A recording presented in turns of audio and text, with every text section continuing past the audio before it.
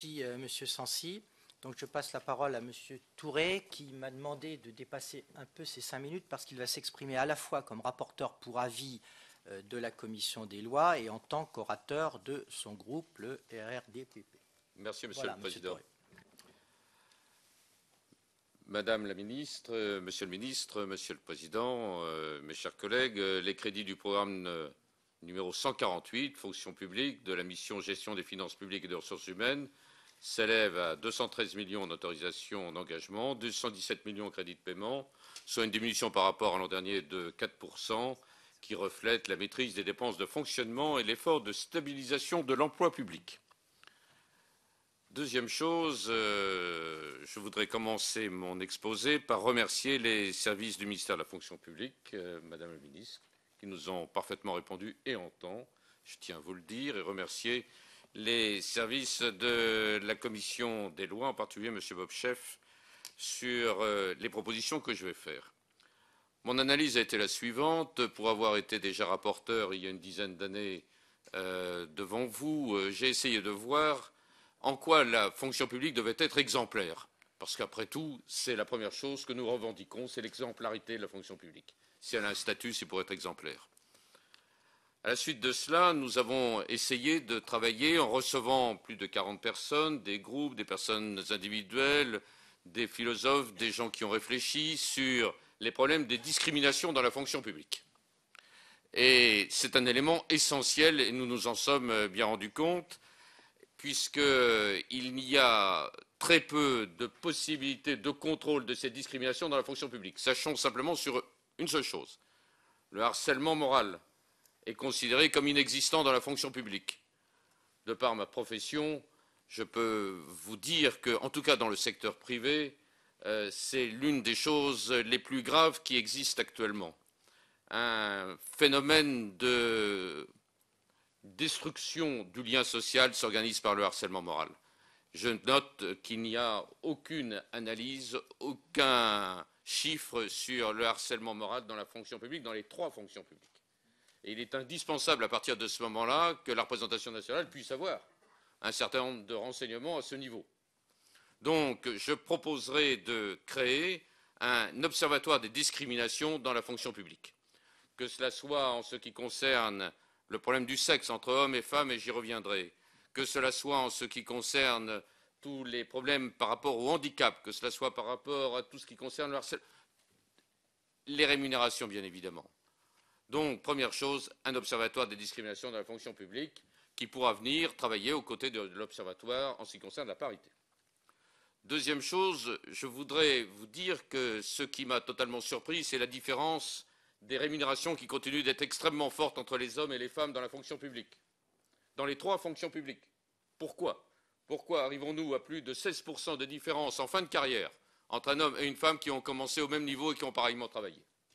Je peux vous dire, en tant que spécialiste de droit social, qu'il va y avoir des classes actions incontestables qui vont lancer des centaines de milliers d'actions des femmes contre l'administration, contre l'État, pour essayer de récupérer, et c'est bien normal, le préjudice financier qu'elles subissent.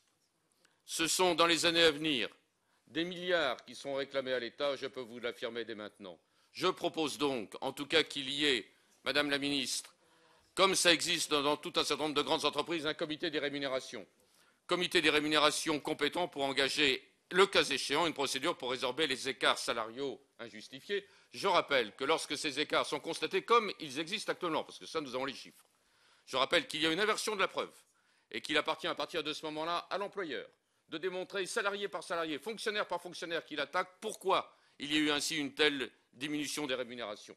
C'est quelque chose qui est, à mon avis, insupportable.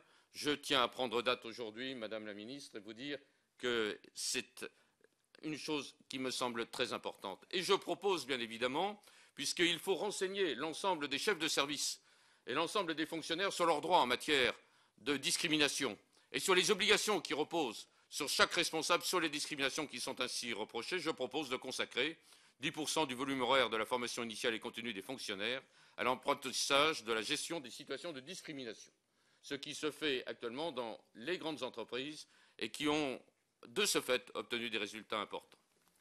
J'ai proposé, bien évidemment, qu'il y ait la transmission chaque année à l'Assemblée nationale et au Sénat du bilan détaillé de la mise en œuvre des dispositifs de nomination.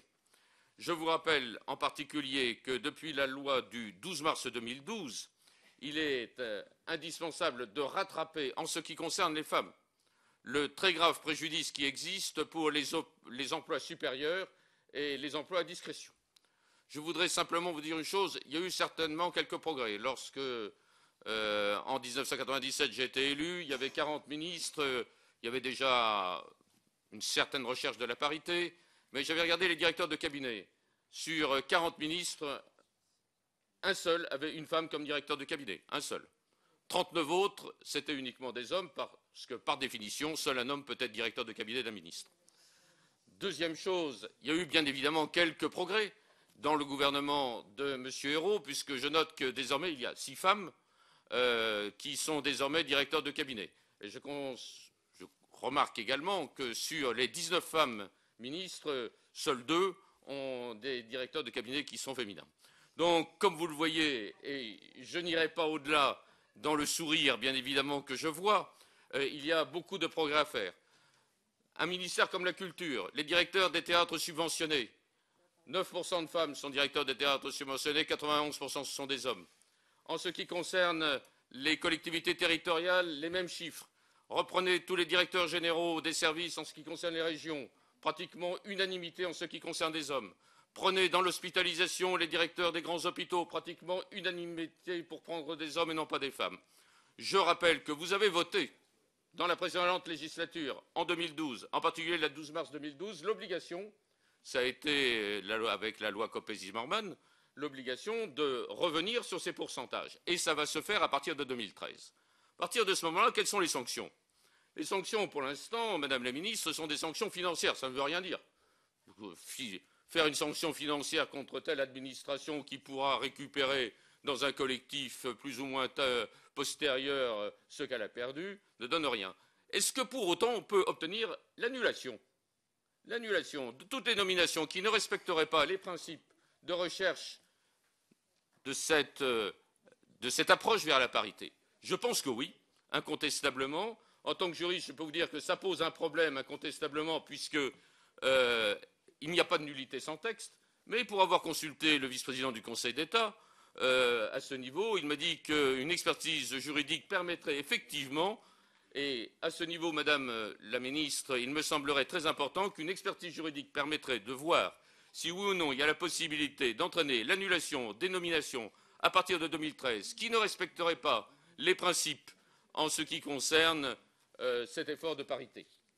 Et si ce n'était pas possible, si cet avis juridique retiendrait une position douteuse ou négative, eh bien il faudrait changer la loi et prévoir cette possibilité d'annulation.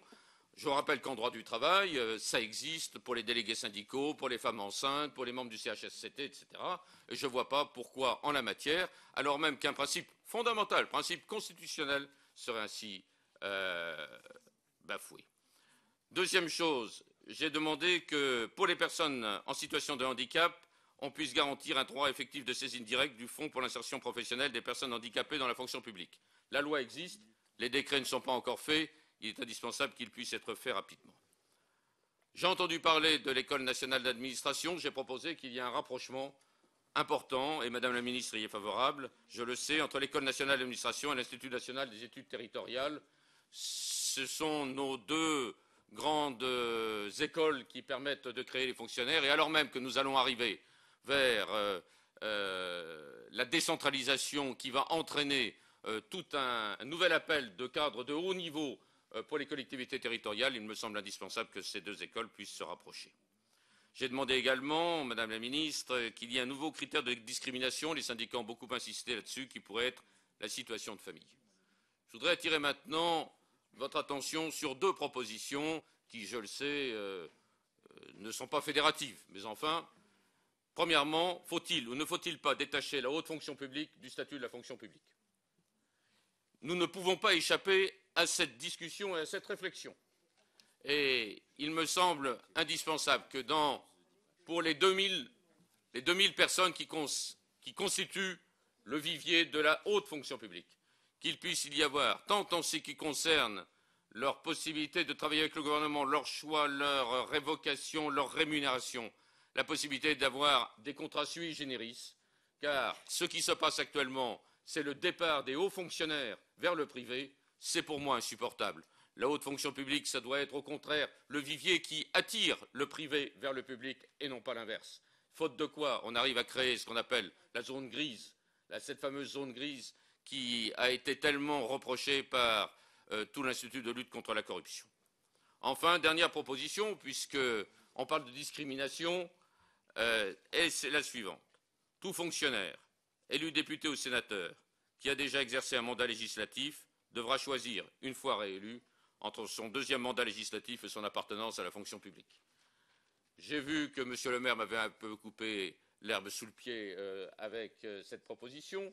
Je crois, en revanche, que c'est une bonne proposition qui permettrait de rétablir une certaine égalité entre tous les députés tels qu'ils se trouvent à l'Assemblée. Voici les propositions, Madame la Ministre, que j'espère un peu décapantes et qui feront l'objet d'un examen très suivi au cours de toute la législature par mes soins.